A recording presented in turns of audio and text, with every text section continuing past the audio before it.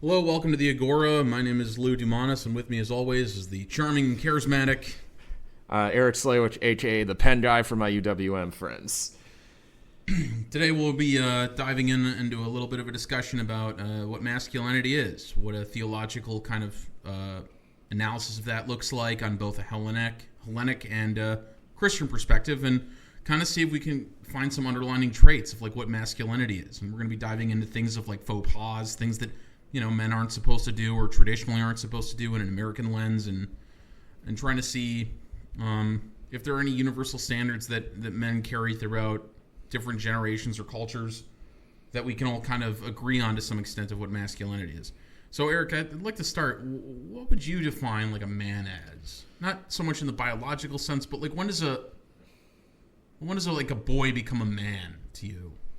I think we have to bear in mind we live in a highly individualistic society, and especially in ancient times, but also in many regions of the world today, like I think in the Middle East today still, the family, tribe, or clan remains like an organic unit throughout a person's life. Like you continue, like culturally, you continue to have familial loyalty attached to you after you get married.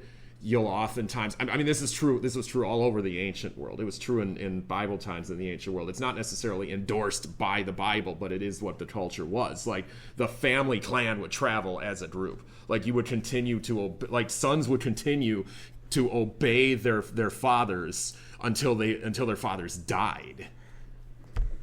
And so, this is not universal. Do we think that is perhaps like, is it healthier for there to eventually be a separation?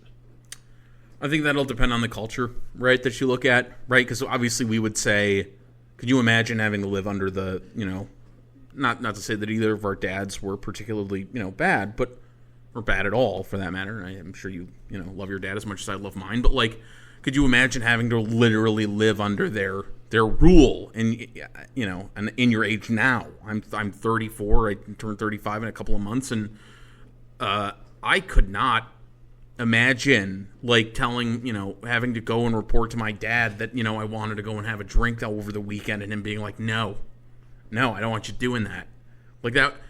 And in certain cultures that works, right? In certain cultures they're like, well, that's just how it is. He just said no. That's all there is to it.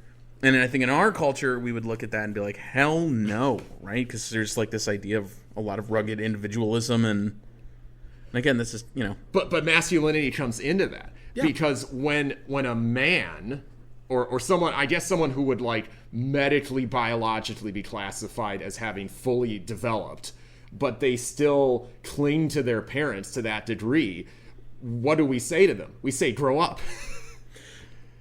Yeah, I mean, there definitely is. Well, I wonder if we pick them up and we put them into one of the, into one of the ancient societies. Like, I fit right in. Good. I'm gonna go and tell my parents what I'm gonna do, and they're gonna give me the okay, or they're gonna tell me no, and that's fantastic, right? And so no one's gonna tell them to grow up back then. They're gonna be like, good, yeah, you're a good kid. You're a good kid. You're doing it right. Yeah. And we look at them and we're like, what a pansy. Like what an absolute parents, like what an absolute just weakling. So I think some of that is perspective.